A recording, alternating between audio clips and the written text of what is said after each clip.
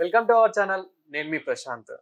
నాకు ఇంకా బెయిల్ రాకపోతే నాకు ఆత్మహత్య తప్ప ఎలాంటి ఇంకా లేదు అని చెప్పేసి పోషాని గారు అయితే మాట్లాడడం జరిగింది.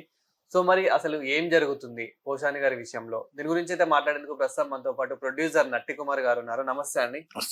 సార్, పోషాని గారు అయితే అంటే నాకు బెయిల్ రాకపోతే ఇంకా నాకు చనిపోవడం తప్ప ఎలాంటి ఆలోచన లేదని చెప్పేసి ఇలా మాట్లాడడం జరిగింది. అదే విధంగా నాకు బెయిల్ రాకుండా చేస్తున్నారు. ఎన్నో ఎందులో చాలా ఇరికిస్తున్నారు అని చెప్పేసి ఇలా మాట్లాడడం జరిగింది. అసలు ఏం జరుగుతుంది? అసలు నువ్వు ఏ తప్పు చేయలేదు.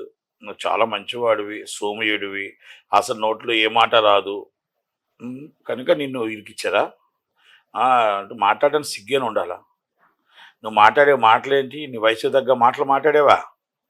నీ వయసు ఈరోజు 70 సంవత్సరాల వయసు అంటున్నావు. వయసు తగ్గ మాటలు ఆడపిల్లల్ని ఏం మాట్లాడావు? ఆ తల్లిని ఏం మాట్లాడావు? 87 సంవత్సరాల తల్లిని ఏం మాట్లాడావు? చిరంజీవి గారు మదర్ని, పవన్ కళ్యాణ్ గారి పిల్లల్ని ఏం మాట్లాడావు? పవన్ కళ్యాణ్ గారు మన రేణుదేశాయ్ గారిని ఏం మాట్లాడావు? కళ్ళంట నీరు పెట్టుకుని ఆ బాధ ఇప్పుడు నీకు బాధ అనిపిస్తుంది. వాళ్ళ బాధ వాళ్ళ కష్టం నీకు అనిపించలే? ఆడపిల్లలు, చిన్న పిల్లలు, ఆ పిల్లల్ని ఏం మాట్లాడావు నువ్వు అంటున్నానంటే నీకు విలువ ఇవ్వాల్సిన అవసరం లేదు. ఎందుకంటే అది నాకు కాదు, సమాజానికి సిగ్గేస్తుంది. ఈరోజు ఎవరైనా చూస్తే నీకు ఇప్పుడు ఎవరు కూడా నిన్నేం అన్యాయం చేయట్లే. చట్టం ఏం చెప్తుందో, లా ఏం చెప్తుందో అయ్యే చేస్తున్నారు. లా ప్రకారం, చట్టం ప్రకారం నీ మీద కేసు అయింది, అరెస్ట్ చేశారు. అరెస్ట్ చేస్తున్న జడ్జి గారిని బెదిరిస్తున్నావు, జడ్జి గారిని బ్లాక్మెయిల్ చేస్తున్నావు. నేను ఆత్మహత్య చేసుకొని ఇంకో కేసు రిజిస్టర్ చేయాలి. Immediately registered is one case. ఎందుకంటే లా ఏం చెప్తుందో, అత్యున్నత న్యాయస్థానం ఏం చెప్తుందో దాని ప్రకారం ఆయన విచక్షణ అధికారి. ఆయన బెయిల్ ఇవ్వాలా ఇవ్వకూడదా అనేది ఆయన నిర్ణయం మీద ఆధారపడి ఉంటుంది. ఆయన నువ్వు శాసించకూడదు. లా చట్టం ఏం చెప్తే చట్టం ప్రకారం, లా ప్రకారం చేస్తారు. కానీ నువ్వు ఆయన బెదిరిస్తూ నేను చచ్చిపోవాలనుకుంటున్నాను. నువ్వు ఇప్పుడు ఎందుకు అంటే నేను ఎందుకు అడుగుతున్నానంటే, ఇలా మాట్లాడేటప్పుడు మరి నీకేమనిపించలేదా? మీ భార్య ఏమనలే? నీ పిల్లలు అనలే? 70 సంవత్సరాల వయసు, 2 సార్లు హార్ట్ సర్జరీ, నాకు మొత్తం టోటల్ స్టంట్లు వేశారు, అయ్యేసారు అని చెప్తున్నాయి. 4 గన్మ్యాన్లు పెట్టుకొని ఇష్టం వచ్చాడు మాట్లాడి, పవన్ కళ్యాణ్ మన ఎవరు జగన్మోహన్ రెడ్డి గారి కళ్ళల్లో ఆనందం చూడటం కోసం ఇష్టం వచ్చాడు మాట్లాడే వాళ్ళ కుటుంబాలని. రాజకీయ భిక్ష పెట్టిన చిరంజీవి గారి ఇంటినే నువ్వు చేయి నరికేసావే, చిరంజీవి గారి మదర్నే నువ్వు తిట్టావే, రాజకీయ భిక్ష పెట్టి నీకు ఎమ్మెల్యే టికెట్ ఇచ్చిన వాళ్ళని వాళ్ళ కుటుంబాల మీద నువ్వు కక్కావే, ఇంట్లో విషం కక్కావే. నీకు ఎంతకన్నా నీలాంటి పాపాత్ముడు అని నేను ఎందుకంటారు? ఇంకా అంటే ఇక్కడ పోషాని గారు ఏమంటున్నారంటే కావాలని ఇన్ని కేసులు పెట్టి నన్ను ఇలా ఇరికిస్తున్నారు, టార్గెట్ చేస్తున్నారు అని చెప్పేసి పోషాని గారు తన వాళ్ళు కూడా మాట్లాడడం జరుగుతుంది. మంచిది, బాగుంది. అది ఎవరితో మాట్లాడాలి? అత్యున్నత న్యాయస్థానం, హైకోర్టులో మీరు స్క్వాష్ పిటిషన్లు వేస్తున్నారు కదా.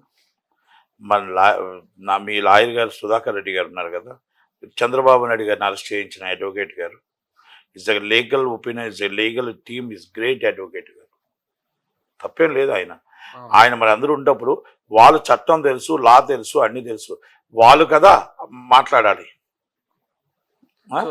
మీరు వచ్చి నా అన్యాయం చేస్తున్నారు, నా మీద కేసులు పెడుతున్నారంటే న్యాయస్థానం ఇప్పుడు కేసులు పెట్టింది చట్టం, లా. న్యాయస్థానం వారు అది మంచి ఇవ్వాలా, బెయిల్ ఇవ్వద్దా, కేసు ఎంత దాకా నడపాలి, కేసు కొట్టియాలా, ఏం చేయాలని న్యాయస్థానం వారు నిర్ణయం తీసుకుంటారు. మీరు అడ్వకేట్ లీగల్ ఒపీనియన్, మీరు లీగల్ అడ్వకేట్స్ పెట్టారు కదా, మరి దాంట్లోనే ఇంకా మీకు ఇంకేమి అన్యాయం అయిపోయింది? అని మిమ్మల్ని ఏం అనలేదు కదా. మీలా థర్డ్ డిగ్రీ చేయలేదు కదా. జగన్మోహన్ రెడ్డి గారి లాగా థర్డ్ డిగ్రీ చేయలేదు. జగన్మోహన్ రెడ్డి గారిలా మొత్తం టోటల్గా దారి పొడుతూ గోతుల్లో పెడుతూ ఆపరేషన్ అయిన వాళ్ళు తీసుకొచ్చి అక్కడెక్కడ పడేసి ఇష్టం వచ్చినట్టు కుట్లు తెగిపోయే విధంగా చేయలేదు. ఇవన్నీ గత పాలకులు చేసిన పాపాలు శాపం మీకు. గత పాలకులు అంత పాపాలు చేసినా ఆ పాలకుల పాపాల్లో మీరు ఒక భాగస్వామి, ఆ పాపాల్లో మీరు భాగస్వామి. కనుక యాజ్ వర్ లా, చట్టం ప్రకారం మిమ్మల్ని అరెస్ట్ చేశారు. మీరు చేసిన పాపమే మిమ్మల్ని అరెస్ట్ చేసింది, మీరు చేసిన తప్పులే మిమ్మల్ని అరెస్ట్ చేసింది. ఇంకోరు ఎవరు మిమ్మల్ని ఇరికించలేదు.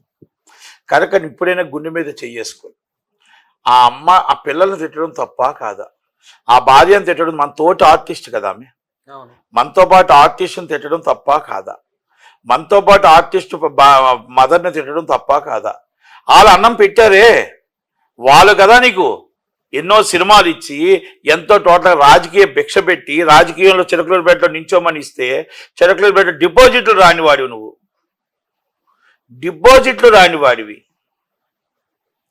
ఆ డబ్బులు అక్కడెక్కడ డొనేషన్ ఇస్తే డొనేషన్ కూడా ఇంట్లో దాచుకునేవాడివి. ఈరోజు చెప్తున్నా నీకు, ఆ డొనేషన్లు ఇచ్చిన డబ్బులు కూడా నువ్వు తీసుకెళ్లి బ్యాంకులో వేసేసుకునేవాడివి. నిన్ను గుడ్డిగా నమ్మిన చిరంజీవి గారిని మోసం చేసి వాళ్ళ మదర్నే తిట్టావే, వాళ్ళ తమ్ముడినే తిట్టావే, వాళ్ళ మరదలనే తిట్టావే, వాళ్ళ తమ్ముడి పిల్లల్నే తిట్టావే. నీకా విశ్వాసం? విశ్వాసఘాతుకుడు నువ్వు. కనుక నీలాంటి వాడు ప్రతి ఒక్కరు సోషల్ మీడియాలో అసభ్యకరంగా మాట్లాడేవాడికి, ఆడపిల్లల మీద అసభ్యకరంగా మాట్లాడేవాడికి, మొత్తం టోటల్గా రాజకీయాల కోసం అసభ్యకరంగా ఫ్యామిలీని తీసుకొచ్చేవాడికి, సోషల్ మీడియాలో మాట్లాడేవాడికి నీదొక బొమ్మ కావాలి, నీదొక హెచ్చరిక కావాలి.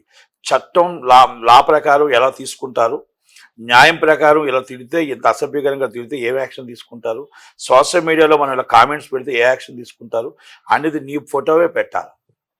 ఇది హెచ్చరిక పెట్టాలి, ఇది హెచ్చరిక పెట్టి నీ ఫోటో పెట్టాలి. పెట్టి ఆయన మొత్తం టోటల్గా ఇలాగే శిక్ష అనుభవించవలసి వస్తుంది. తప్పుగా మాట్లాడితే, తప్పుడు సమాచారాలు ఇచ్చి అసభ్యకరంగా మాట్లాడితే ఈ విధంగా వస్తుంది అనేది నీది గుణపాఠం. ప్రస్తుతం నా ఆరోగ్య పరిస్థితి బాగాలేదు, అయినప్పటికీ నన్ను జైల్లోనే వస్తున్నారు, అసలు నన్ను ఏం పట్టించుకోవడం లేదు అంటూ కూడా మాట్లాడడం జరుగుతుంది. అసలు తన పరిస్థితి ఇప్పుడు జైల్లో ఎలా ఉంది? ఒక మాట, మిమ్మల్ని ఇంట్లో పెడితే మీ భార్య చూస్తుందో చూడదో తెలియదు, మీ కొడుకు చూస్తాడో చూడదో తెలియదు, మీ ఆరోగ్యం బాగోలేకపోతే హాస్పిటల్ తీసుకెళ్ళడానికి, మీరు అరెస్ట్ అయితేనే మిమ్మల్ని అరెస్ట్ అయితే మిమ్మల్ని వెనకాల వెళ్ళటానికే మీ భార్య రాలే, మీ కొడుకు రాలే. కానీ జైల్లో ఫుల్ సెక్యూరిటీతో, అది మొత్తం 24 hours సెక్యూరిటీతో మొత్తం అలర్ట్గా ఉంటారు. ఏ బాగోలేకపోయినా వాళ్ళు ఇమీడియట్లీ ప్రకారం వాళ్ళు చక్కగా హాస్పిటల్ తీసుకెళ్ళి చూపించగలుగుతారు. కనుక ఇంతకుముందు మీరు కడుపు నొప్పి వస్తుంది, నాకు ఇక్కడ నొప్పి వస్తుంది, అక్కడ నొప్పి వస్తుంది అని ఉదయం నుంచి సాయంత్రం దాకా తిప్పించిన ఫేక్ రిపోర్ట్లు కూడా అన్నీ ఉన్నాయి. అంటే మీరు అబద్ధాలు ఆడినవి కూడా. కనుక దయచేసి చట్టం, న్యాయస్థానం వారు ఎప్పుడు రిలీజ్ చేస్తే న్యాయస్థానం ఏది చెప్తే దానికి అందరూ కట్టుబడి ఉండాల్సింది. మొన్నటి వరకు వల్లభనేని వంశీ గారు, ఇప్పుడు బోరగడ్డ అనిల్, అదే విధంగా పోసాని, ఇప్పుడు మురళి గారు. సో తర్వాత మరి నెక్స్ట్ అరెస్ట్ అయ్యేది ఎవరు అంటే మీరు ఏం చెప్తారు? తప్పు ఎవరు చేస్తే వాళ్ళ మీద చట్టం తన పని తాను చేసిపోతుంది. సో ఇక్కడ రోజా గారే నెక్స్ట్ టార్గెట్ అని చెప్పేసి, అంటే రోజా గారు తప్పు మాట్లాడితే, రోజా గారు తప్పు చేస్తే, రోజా గారి మీద తప్పు ఏదో అభియోగాలు ఉంటే కంపల్సరీ ఎంక్వైరీ చేస్తారు, లీగల్గా యాక్షన్ తీసుకుంటారు. అలాగే రోజా గారి మీద అన్నాల మీద కూడా యాక్షన్ తీసుకున్నారు. కానీ లీగల్ టీం వీళ్ళది వీక్ ఉంది కాబట్టి అరెస్ట్ చేయలేకపోయారు. బండా సత్యనారాయణమూర్తి గారు చాలా తప్పుడు మాటలు మాట్లాడారు, మరి ఆయన మీద కూడా యాక్షన్ తీసుకోవాలా. అయితే ఆయన తీసుకున్నారు, వెంటనే బెయిల్ ఇచ్చారు. సో ఇలా ఒక్కొక్కరిని అయితే అరెస్ట్ చేసుకుంటూ పోతూ ఉంటారన్నారు. తప్పు మాట్లాడితే, తప్పు చేస్తే ఎవరైనా చట్టానికి అతిథులు కాదు. ఒకటి మాత్రం గుర్తుపెట్టుకోవాలా, ఎవరు ఏ పార్టీ, నాట్ ఓన్లీ ఈ పార్టీ, ఎనీ పార్టీ తప్పు చేస్తే పార్టీకి అతీతంగా ముందు ఇమ్మీడియట్లీ లోన్ అయ్యాలి. ఎందుకంటే చంద్రబాబు నాయుడు గారైనా, పవన్ కళ్యాణ్ గారైనా, జగన్మోహన్ రెడ్డి గారైనా ఆ రోజే అరెస్ట్ చేసి ఉంటే, ఆ రోజే తిట్టుతున్నప్పుడు మీరు ఖండించి ఉంటే, ఆ రోజే ఈ మాటలు మీరు అంటున్నప్పుడు తప్పు ఇది, పార్టీ లైన్ దాడుతున్నప్పుడు మీరు అని ఉంటే ఇంత దాకా వచ్చేది కాదు. ఈరోజు ఈ పరిస్థితి వచ్చేది కాదు, మీకు 11 సీట్లు వచ్చేవి కావు. మీరు చేసిన తప్పుకి, మీరు చేసిన పాపాలకే ఈ 11 సీట్లు వచ్చి ఇలాంటి వాళ్ళ వల్ల మీకు సీట్లు తగ్గిపోయాయి కానీ, ఓట్లు తగ్గిపోయాయి కానీ, ఇలాంటి వాళ్ళ వల్ల మీకు విశ్వనీయత పోయింది అని మాత్రం చెప్పగలుగుతాను. Thank you very much. Thank you sir.